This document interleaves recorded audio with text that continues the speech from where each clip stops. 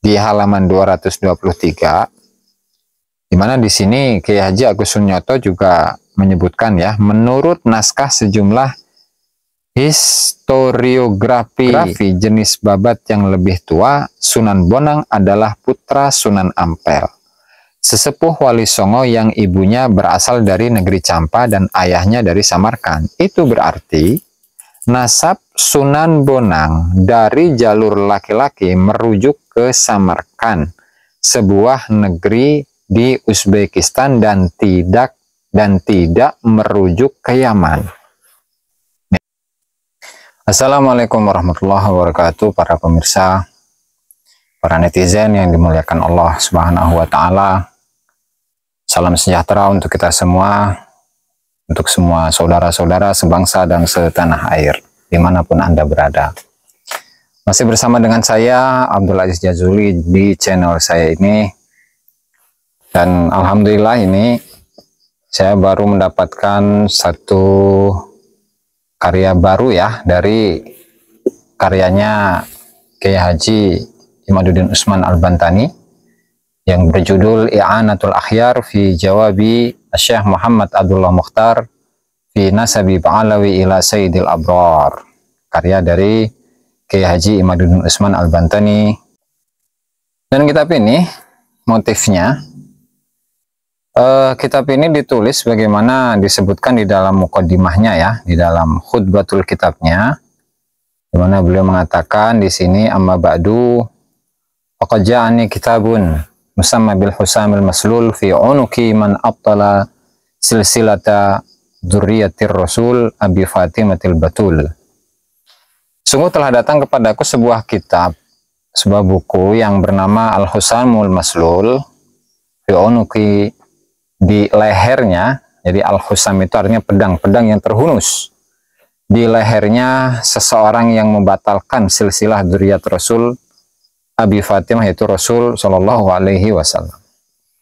Dan kitab ini katabahul alimul kabir Syekh Muhammad Abdullah Mukhtar bin Muhammad Al-Bantani summa Sukabumi rahimahullah, khadimu ma'hadin nidham fi Sukabumi. Dan kitab Al-Husamul Maslul ini merupakan karya dari Kiai Haji Abuya Muhammad Abdullah Mukhtar bin Muhammad Al-Bantani. Jadi beliau itu asalnya dari Banten. Cuma Sukabumi, kemudian penisbatan beliau itu kepada Sukabumi yang merupakan pengasuh dari Pondok Pesantren An-Nidham di Sukabumi ya. Selanjutnya nisbatuhu bil Bantani, penisbatan beliau, artinya Abuya Mukhtar ini kenapa disebut sebagai Al-Bantani dalam penisbatannya? Lianna jaddahu min Cakung, qaryah min qura Banten, qaribatin bi qaryati Kresek, kama dzakarahu fi kitabihil madhkur. Ya, karena kakek beliau itu dari Cakung, salah satu desa di Banten yang dekat dengan desa Kresek, yaitu desa tempat tinggal dari Kiai Haji Imaduddin Usman. Sebagaimana kama dzakarahu fi kitabihi al-madhkur, seperti yang dijelaskan di kitab yang disebut tadi, yaitu kitab Al-Husamul Maslul. Nah, kemudian summa lamma qara'tuhu, ini saya loncat. Lamma qara'tuhu fawajadtu fihi rududan lima fi kitabi al-Bayan adz-Dzahabi wa fima alqaitu fi ba'di muhadarati amaman nas haula nasab Ba'alawi. Kemudian tatkala saya membaca kitab Husamul Maslul ini, ternyata saya menemukan di dalam kitab itu terdapat beberapa rudud, terdapat beberapa kritik terhadap isi dari kitab Kiai Haji Imaduddin Usman, yaitu kitab Al-Bayan adz-Dzahabi. Dan ini kitab ini sudah tersebar ya di media sosial. Dan juga wa fima alqaitu fi ba'di muhadarati amaman nas haula nasab Ba'alawi, dan juga di dalam kitab tersebut terdapat kritikan terhadap apa yang Kiai Haji Imaduddin sampaikan di sebagian ceramah-ceramah beliau di depan banyak orang tentang nasab Ba'alawi. Fatala taruddudu fikri, kemudian pemikiran saya itu selalu bimbang, lama bimbangnya itu, untuk liijabati marajahu min ajibati, untuk menjawab apa yang Abuya Mukhtar harapkan dari jawaban-jawaban Kiai Haji Imad, khaufan an takuna dakhilatan min su'il akhlak, ya, karena khawatir hal itu termasuk kategori su'ul akhlak, akhlak yang buruk, ya. Liman kana adim syan indi mithlahu idza sadara minha ghairu ma yurdihi. Bagi seseorang yang memiliki keagungan memiliki kondisi yang agung di sisiku, seperti beliau, ya, seperti Abuya Mukhtar, ketika muncul dari akhlak yang buruk tadi itu sesuatu yang tidak beliau rela. Walakin lamma arsala ilayya rusulan, tetapi tatkala Abuya Mukhtar atau penulis kitab Al-Husamul Maslul itu mengutus beberapa utusan, qalu bi annahu yatawaqqa'u ajwibati sur'ana, bahwa penulis kitab Al-Husamul Maslul ini sudah memprediksi beberapa jawaban-jawabanku secara cepat. Kaifa makanat, bagaimanapun kondisinya. Maka fasyara'tu musta'inan billah fi kitabati hadzal kitab jawaban lahu lima fi kitabihi. Maka saya memulai penulisan kitab ini sebagai jawaban terhadap apa yang ada di dalam kitab Al-Husamul Maslul, seraya meminta pertolongan kepada Allah dan warajian minallah, dan seraya mengharapkan dari Allah alla yu'adda hadha min su'i adabin ma'a man lahu manzilatun indan nas. Mudah-mudahan Allah Ta'ala itu tidak menganggap hal ini sebagai su'ul adab, apalagi terhadap seseorang yang memiliki kemuliaan yang tinggi di sisi banyak orang. Wa indahu ta'ala, dan di sisi Allah Ta'ala. Wa sammaituhu i'anatul akhyar fi jawab Syekh Abdullah Mukhtar, dan saya menamakan risalah ini atau kitab ini dengan nama i'anatul akhyar, menolong beberapa orang-orang yang baik, fi jawab Syekh Abdullah Mukhtar. Wallahu asalu yaj'ala hadza min babil mudzakarah, dan saya mohon kepada Allah untuk menjadikan kitab ini termasuk dari bab mudzakarah, ya. Jadi mudzakarah itu ya diskusi lah. Lalu mujadalah bukan perdebatan. Wa an yanfa'ahu lana wa li jamil ummatil Muhammadiyah, dan mudah-mudahan Allah Ta'ala memberikan manfaat untuk kitab ini atau dengan kitab ini kepada kita dan kepada semua umat Nabi Muhammad sallallahu alaihi wasallam. Wa sallallahu ala habibi wa qurrati aini Muhammad bin Abdullah wa ala alihi wa sahbihi wa mawala walhamdulillahi rabbil alamin. Jadi motif yang melatar belakangi penulisan dari kitab ini, ya, lantaran beliau itu diberi sebuah karya, yaitu kitab Al-Husamul Maslul, karya dari Kiai Haji Abuya Abdullah Mukhtar, dan itu sudah kita bahas, ya, di beberapa konten kemarin, ya. Untuk temanya, jadi di sini ada 7 tema. Ada 7 tema, yaitu tentang yang pertama fi anna ba'alawi humul ladzina hamalul Islam fi Indonesia, apakah satu pasal tentang bahwasannya Bani Alawi itu merekalah yang membawa Islam ke Indonesia. Kemudian yang kedua fi syuhrati wal istifadah, tentang popularitas dan terkenal, ya. Kemudian yang ketiga fi anal alima afdalu minal jahili, bahwasanya orang yang berilmu, ya, ini kaitannya dengan orang syarif itu, ya. Syarif al-alim ghairu syarif afdalu minal jahili syarif minasyarifil jahil, gitu, ya. Dan itu sudah kita bahas di beberapa pembahasan terdahulu. Kemudian faslun fi wujubi mahabbati dzurriyyatir rasul al-mawjudin al-an, kemudian satu fasal tentang wajibnya mencintai keturunan Rasulullah yang ada saat ini. Kemudian yang kelima, hukmu talaqqub bis sayyid awis syarif awal habib, hukum memakai gelar sayyid atau syarif atau habib. Kemudian yang keenam, ya, al-kafaah, tentang kafaah dalam nasab, dalam pernikahan itu, ya. Kemudian yang terakhir yaitu hal sahha man qala bi anna nasab ba'alawi qad dzukira fi kutubin nasab, apakah sah bagi seseorang yang mengatakan bahwa nasab Ba'alawi telah disebutkan di dalam kitab-kitab nasab. Nah, hanya saja yang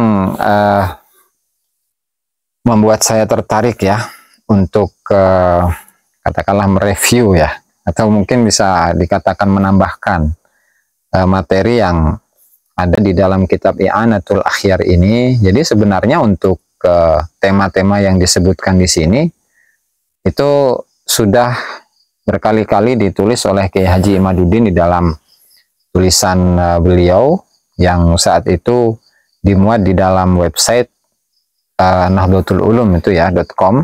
Cuman karena ada kendala, websitenya kemudian diarahkan kepada website RMI Banten, RMINU Banten.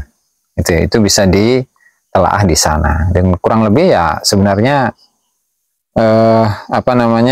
ini sekedar melengkapi saja. Jadi kitab ini melengkapi hal-hal yang tidak disebutkan di dalam tulisan-tulisan Kiai Haji Imaduddin di dalam websitenya itu ya. Nah, ada satu hal yang membuat saya tertarik, yaitu mengenai tema hal Ba'alawi humul ladina hamalul Islam ila Indonesia, halaman 7 ya. Di mana Kiai Haji Imaduddin itu menyebutkan faslun hal Ba'alawi humul ladina hamalul Islam fi Indonesia, apakah Ba'alawi itu merekalah yang membawa atau mendakwahkan Islam ke Indonesia. Nah, adapun yang dikatakan oleh penulis kitab Al-Husamul Maslul itu, qala Syekh Muhammad Abdullah Mukhtar rahimahullah fil Husamil Maslul, Ba'alawi humul ladina hamalul Islam fi Indonesia wa katsirun minhum man yujahidu listiqlali Indonesia. Ba'alawi merekalah yang mendakwahkan Islam di Indonesia, dan banyak dari mereka yang berjihad, yang berjuang untuk kemerdekaan Indonesia. Kesimpulan dari pemikirannya Abuya Mukhtar bahwasanya beliau menyatakan bahwasanya Ba'alawi itulah yang mendakwahkan Islam di Indonesia. Ya, mungkin yang dimaksud itu adalah Wali Songo gitu ya. Jadi menurut versi sebagian versi bahwasanya Wali Songo itu Ba'alawi. Dan nanti akan kita jelaskan lebih lanjut ya. Kemudian wa katsirun minhum man yujahidu listiqlali Indonesia, dan banyak dari mereka yang berjuang untuk kemerdekaan Indonesia. Jadi walhasil itu adalah yang dituliskan oleh Kiai Haji Abdullah Mukhtar di dalam kitabnya Al-Husam Al-Maslul. Kemudian disanggah oleh Kiai Haji Imaduddin, kata beliau, qultu alladzi balaghani fi kutubit tarikh anna dukhul al-Islam fi Indonesia ibtada'a fil qarni sabi' min al-hijrah fi Sumatera. Yang informasi yang sampai kepada saya dari kitab-kitab sejarah bahwa masuknya Islam ke Indonesia itu mulai dari kurun ke-7 Hijriah di Sumatera. Ya, kurang lebih di abad ke berapa itu ya? Abad ke-12 atau 11 barangkali ya. Di Sumatera. Nah, dan ini dikutip dari buku Sejarah Umat Islam Indonesia karya dari Taufik Abdullah. Kemudian wantashara intisharan balighan fi Jawa fi zamanil awliya ittis'ah fil qarnil khamis asyar was sadis asyar. Kemudian Islam itu tersebar di Indonesia, di Jawa khususnya ya, dengan penyebaran yang masif di masa Wali Songo, yaitu di kurun 15 dan 16 Masehi. Wa Ba'alawi ja'u katsiran ila Indonesia fil qarni tasi asyar wal qarnil 20 ay qabla al-istiqlal biqalil.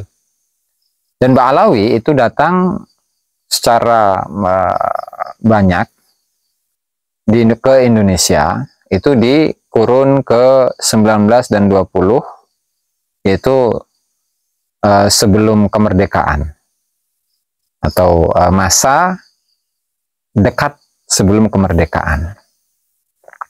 Wal auliya utis'ah fil qaulil mukhtar indana, sementara Wali Songo menurut pendapat yang terpilih di sisi kami itu laisu min Ba'alawi, mereka bukanlah dari golongan Ba'alawi. Kenapa? Wadzalika lima wujidat atau lamma wajadtu makhtutatin, dan itu lantaran saya wadzalika lima wajadtu makhtutatin, dan itu lantaran saya menemukan beberapa manuskrip tadullu ala anna ba'dahum minal asyrafil jailaniyah, yang menunjukkan bahwa sebagian dari wali songo itu termasuk dari para asyraf, para syarif yang dinisbatkan kepada Syekh Abdul Qadir Al-Jilani, wal akhar minal Musawiyah, dan yang lain, sebagian yang lain itu dari dinisbatkan kepada Imam Musa Al-Kadim, yaitu Musawiyah ya, nisbat kepada Musa Al-Kadim, min dzurriyyati Syekh Abdul Qadir wa Musa Al-Kadim, artinya adalah dari keturunan Syekh Abdul Qadir dan keturunan Musa Al-Kadim. Wa amma ma fi kitabi al-fikratin nahdiyah atau al-fikratun nahdiyah wa fiqhul hadarah annal awliya at-tis'ata min ba'alawi fadzalika qabla wijdani tilkal makhtutat. Adapun keterangan yang ada di dalam kedua kitabku, ma fi kitab fikrah nahdiyah, fikrah nahdiyah dan juga fiqhul hadarah, bahwasanya wali songo itu dari Ba'alawi, maka kesimpulan itu ditemukan adanya itu sebelum ditemukannya manuskrip tersebut. Sebelum ke sana saya ingin memberikan, saya tidak ingin ini ya menjustifikasi atau menyampaikan bahwa pendapat saya ini adalah pendapat yang paling benar ya, tetapi saya ini ingin sedikit membuka-buka sejarah, dan keterangan ini bisa ditelaah, bisa dibuka di bukunya Kiai Haji Agus Sunyoto ya, dalam bukunya Atlas Wali Songo, di mana di dalam buku itu Kiai Haji Agus Sunyoto menyebutkan beberapa versi khususnya tentang nasab-nasab dari para wali songo ini ya, bahwa di sana ternyata memiliki banyak versi dan diambil dari beberapa manuskrip ya, yang akan saya jelaskan lebih lanjut. Yang pertama adalah di halaman 222. Di halaman 222 ketika membahas tentang asal usul dari nasabnya Sunan Bonang ya, bahwa di sini Kiai Haji Agus Sunyoto menyebutkan sebuah silsilah Sunan Bonang yang baru muncul pada pertengahan abad ke-19 menggambarkan bahwa tokoh bernama Makhdum Ibrahim itu nasabnya dari Nabi Muhammad SAW melalui Siti Fatimah dan Ali bin Abi Thalib. Urutan silsilah itu sebagai berikut.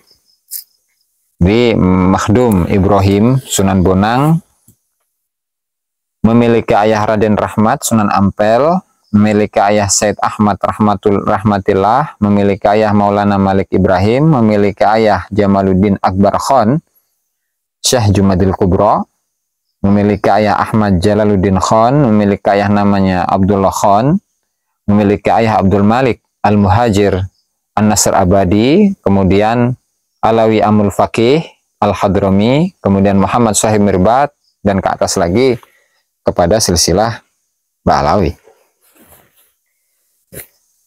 Nah, kemudian jadi dari apa yang dituliskan oleh Kiai Haji Agus Sunyoto ini, munculnya nasab yang lengkap dari silsilahnya Sunan Bonang itu adalah munculnya dari pertengahan abad ke-19 ya, artinya antara tahun 1840-an 50 60. Ya, artinya di masa-masa itu adalah masa di mana imigran-imigran dari Hadramut Yaman ya, itu berbondong-bondong datang ke Indonesia. Walhasil itu adalah kesimpulan yang disebutkan oleh Kiai Haji Agus Sunyoto di dalam buku ini ya. Dan saya sekali lagi tidak ingin menyebutkan mana yang rojih, mana yang kuat atau enggak.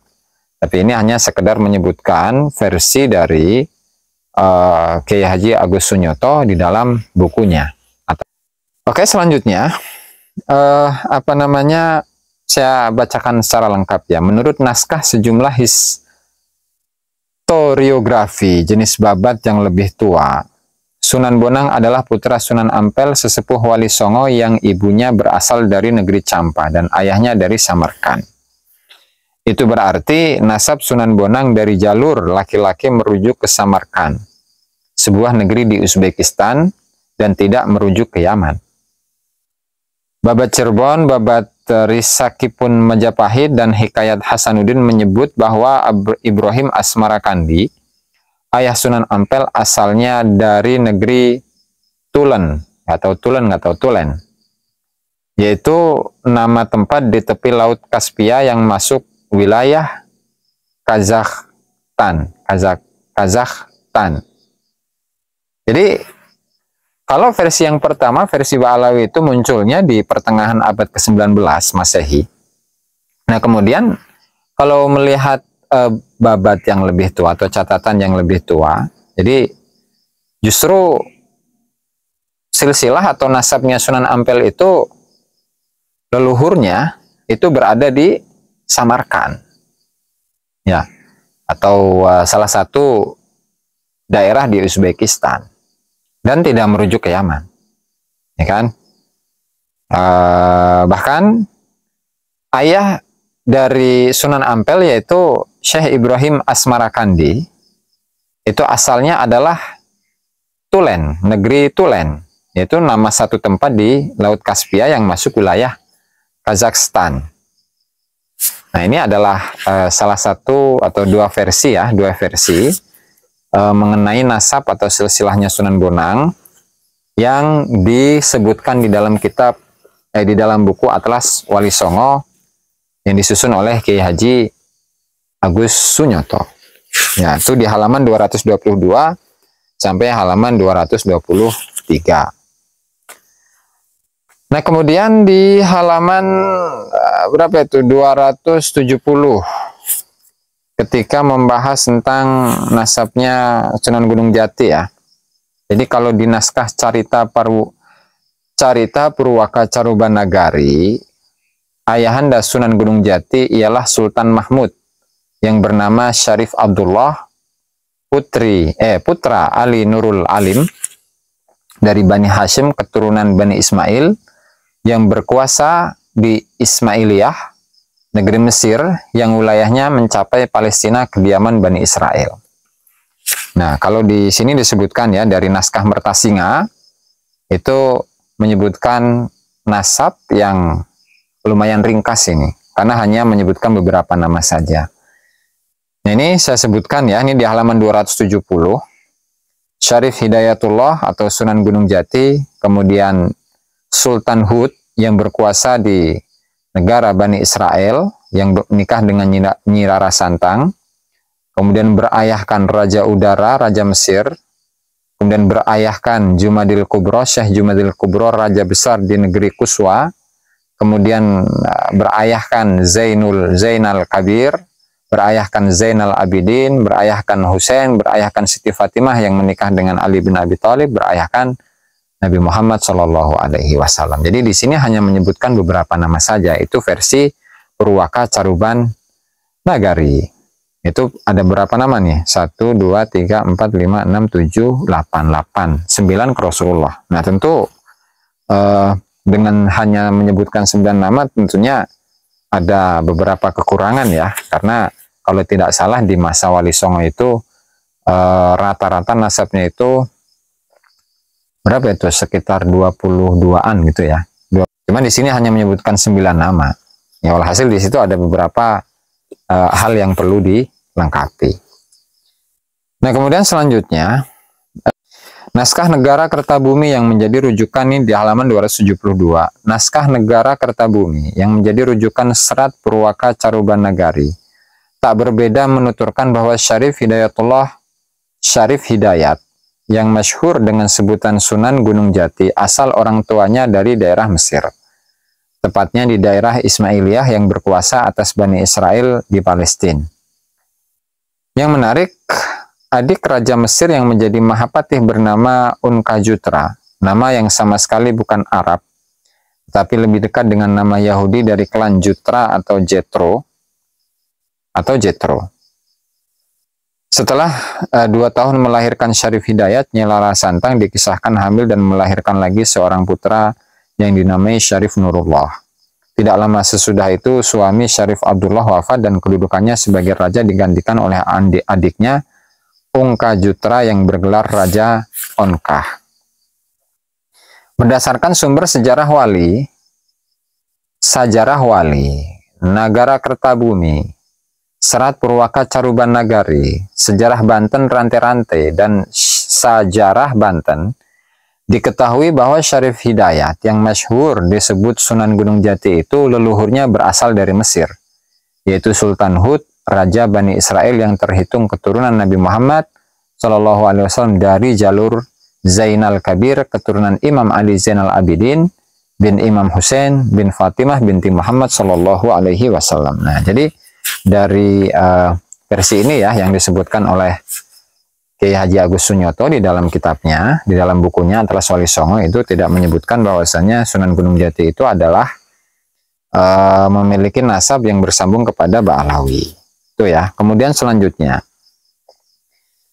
nasab Syekh Siti Jenar halaman 305, ya, dimana menurut naskah Wangsa Kertan Cirebon yang berjudul Negara Kertabumi Sarga 3 Pupuh 76, tokoh yang bernama Syekh Lemah Abang itu lahir di Malaka dengan nama Abdul Jalil.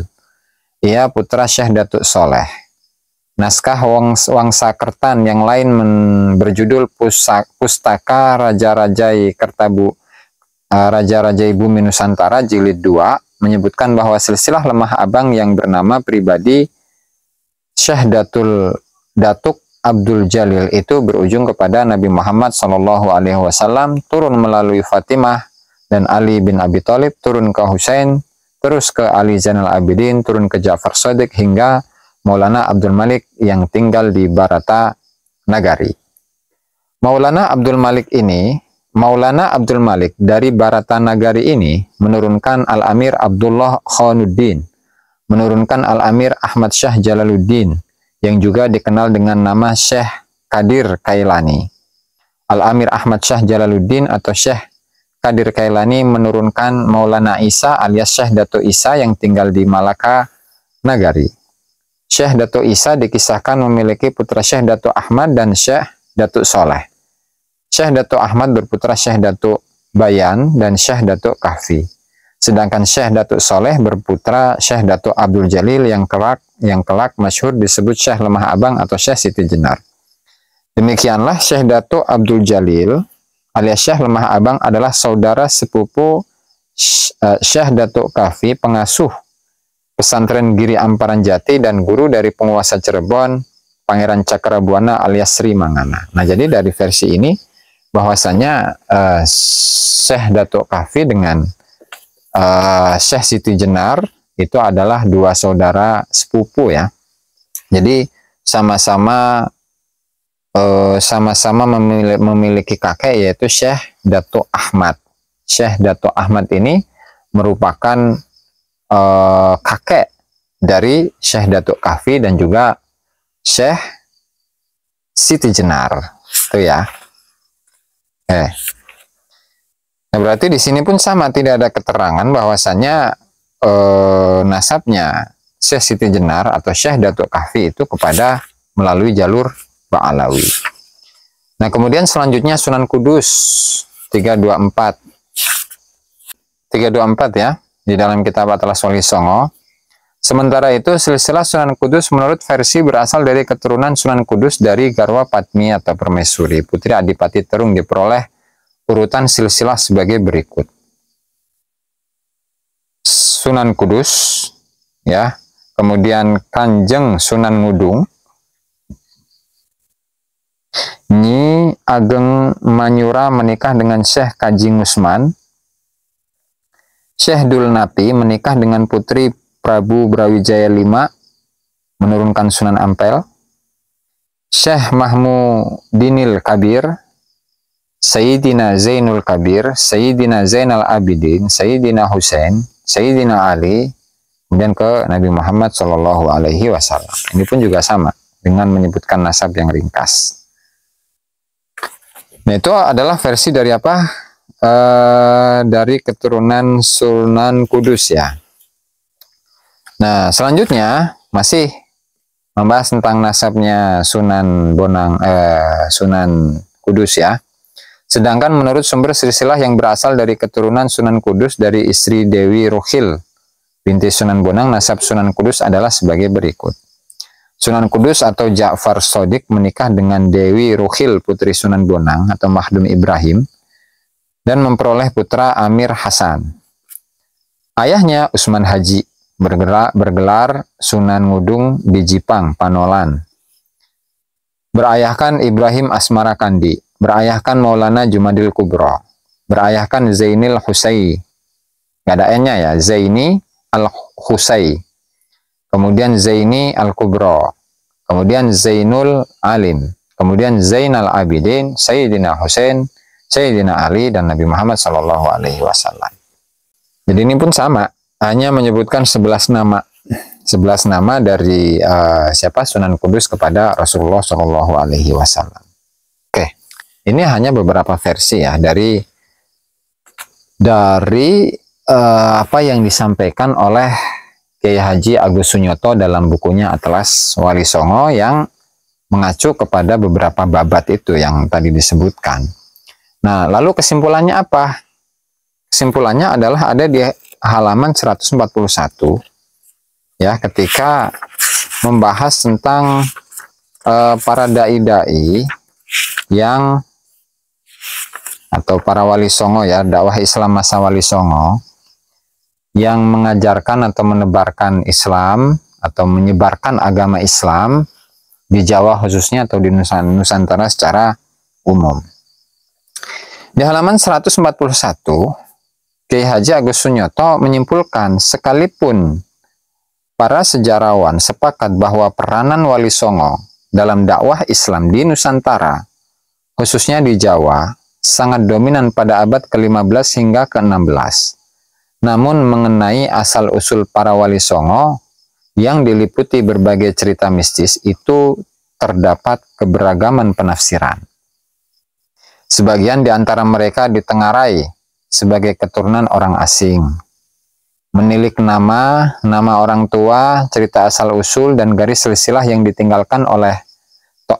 ditinggalkan tokoh-tokoh Wali Songo. Diketahui bahwa sebagian di antara mereka adalah keturunan tokoh yang berasal dari negeri yang jauh dari Jawa, seperti Champa atau Vietnam, Gujarat atau India, Samarkand atau Uzbekistan, Maghribi atau Maroko, Mongolia, dan Persia.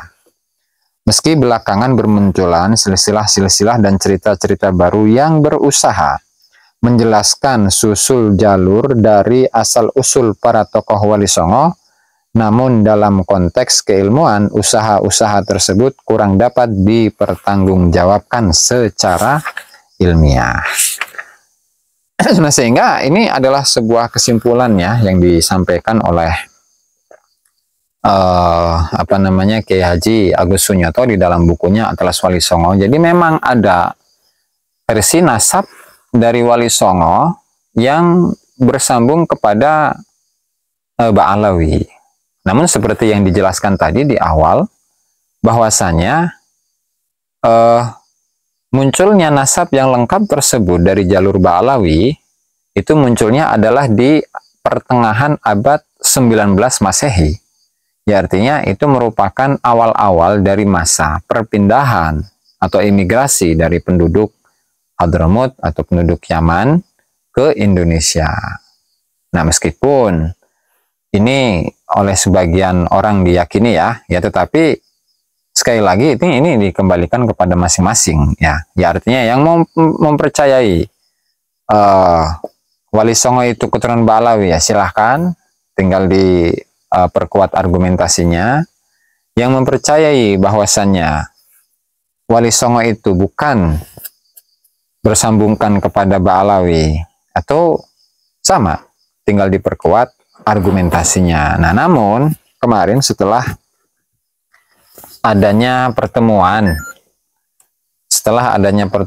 dan bahsu masail ya yang dilakukan di Cirebon, di mana di situ berkumpul beberapa perwakilan dari keturunan Wali Songo, bahwa mereka telah melakukan bahsu masail. Ya, ini saya bacakan ya. Hasil masail Ponpes Benda Kerep Cirebon, Sunan Gunung Jati bukan Ba'alawi.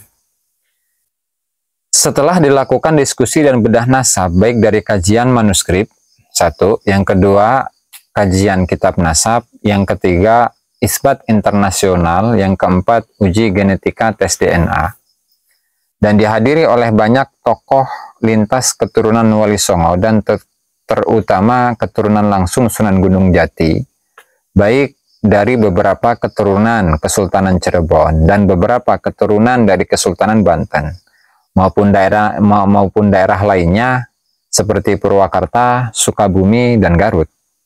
Mereka yang hadir ketika disampaikan kesimpulan, satu, tuan rumah yang mengumumkan hasil kesepakatan Kiai Haji Raden Ahmad bin Hasan dan para kesepuhan Kiai keluarga Benda Kerep, yaitu Kiai Haji Muayyad, Kiai Haji Abdurrahman, dan Kiai Haji Muhammad. Yang kedua, ketua panitia Raden Novel Saifullah. Yang ketiga, ketua umum Naat Naqobah Ansab Aulia Tis'ah Bandara Kiai Haji Ilzamuddin Al-Qudusi Madura. Keempat, LP 3 SN Naat Kiai Haji Abdul Hanan Madura. Pustakawan Kanoman Cirebon Mas Farihin, Kasepuhan Pangeran Fakhri Mertasinga. Ketujuh, Raden Tubagus RTB ya, Ratu Bagus mungkinnya, Ratu Bagus Nur Fadil Al-Bantani. Yang ke-8, Kiai Haji Imaduddin Usman Al-Bantani. Yang ke-9, KRT Fakih Wira Hadiningrat Trah Hamengkubuwono Yogyakarta. Yang ke-10, Raden Muhammad RM Raden Mas Panji Natanegara Trah Hamengkubuwono Yogyakarta.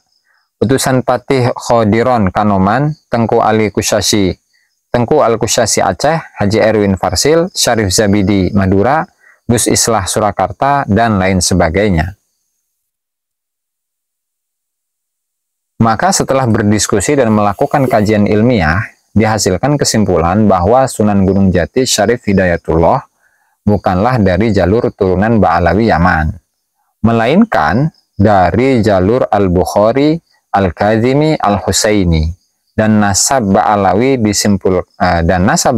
disimpulkan mukhtalaf fihi. Demikian risalah Gotra Sawala Benda Kerep Cirebon, dan dari peristiwa bersejarah ini akan menjadi pondasi bagi langkah maju pelurusan nasab dzurriyyah Nabi di Nusantara Cirebon, di Nusantara. Cirebon 30 Juli 2023. Jadi kesimpulannya bahwasanya nasab dari, kalau yang di sini kan versi Sunan Gunung Jati ya. Tadi kalau yang disebutkan di dalam buku Atlas Wali Songo, bahwa Sunan Gunung Jati itu bernasabkan kepada, kalau dari naskah Purwaka Caruban Carita Purwaka Caruban Nagari itu tadi ya, Syarif Hidayat, Sultan Hud, Raja Udara, Jumadil Kabir, Zainal Kabir, Zainal Abidin, Sayyidina Husain, Siti Fatimah, baru Sayyidina Nabi Muhammad Shallallahu Alaihi Wasallam. Nah, sehingga dari sini bisa disimpulkan ya bahwasannya kemungkinan bahwasannya Wali Songo itu dari marga Ba'alawi itu lemah. Lantaran apa? Lantaran seperti yang disampaikan oleh Kiai Haji Agus Sunyoto, bahwasannya Wali Songo itu adalah keturunan tokoh yang berasal dari negeri yang jauh dari Jawa, negeri yang jauh dari Jawa, seperti tadi ya, mulai dari Campa, Gujarat, Samarkand, Maroko, Mongolia, dan Persia. Kritik dari Kiai Haji Agus Sunyoto itu bahwasannya silsilah-silsilah dan cerita-cerita yang baru yang berusaha menjelaskan susul jalur dari asal-usul para wali songo, namun dalam konteks keilmuan, usaha-usaha tersebut kurang dapat dipertanggungjawabkan secara ilmiah. Ini ditambah lagi dengan keterangan yang lain, yaitu di halaman 223, di mana di sini Kiai Haji Agus Sunyoto juga menyebutkan ya, menurut naskah sejumlah historiografi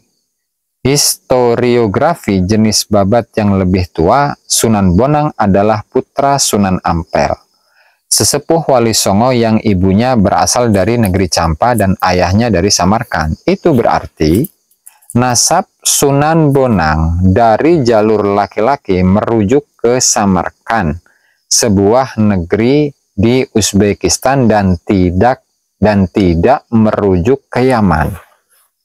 Nah, ini kesimpulan yang disampaikan oleh Kiai Haji Agus Sunyoto. Berarti Kiai Haji Agus Sunyoto itu lebih menguatkan bahwasanya, khususnya ini ya, Sunan Bonang yang merupakan putra dari Sunan Ampel itu leluhurnya bukanlah dari Yaman, dengan merujuk kepada babat-babat yang lebih tua. Nah, sehingga hal ini mungkin bisa menjadi penguat terhadap atau atas hasil bahsu masail yang dilakukan di Benda Kerep, ya kan? Dan mudah-mudahan ini bisa menjadi tambahan pengetahuan lah bagi kita semua, bahwasanya dari keterangan yang disampaikan oleh Kiai Haji Agus Sunyoto di dalam bukunya Atlas Wali Songo, dengan merujuk kepada naskah-naskah klasik ya, atau manuskrip-manuskrip, atau melalui babat-babat klasik, itu menunjukkan bahwasanya apa yang disampaikan oleh Kiai Haji Abdullah Mukhtar di dalam bukunya Al-Husamul Maslul, bahwasanya Wali Songo itu merupakan keturunan dari Ba'alawi, itu pendapatnya kurang kuat. Nah, makanya di sini pun pertegas lagi ya oleh Kiai Haji Imaduddin, bahwasanya Wali Songo itu dengan merujuk kepada manuskrip-manuskrip ya, bahwa sebagian dari Wali Songo itu nasabnya kembali kepada para asyraf, para syarif yang nisbatnya itu kepada Syekh Abdul Qadir Jailani atau keturunan dari Tuan Syekh Abdul Qadir Al-Jailani, dan sebagian yang lain itu adalah dari keturunan Syekh atau Sayyid Musa Al-Kadzim. Gitu ya, mudah-mudahan ini bisa menambah pengetahuan bagi kita semua, dan mudah-mudahan apa yang saya sampaikan ini bermanfaat ya.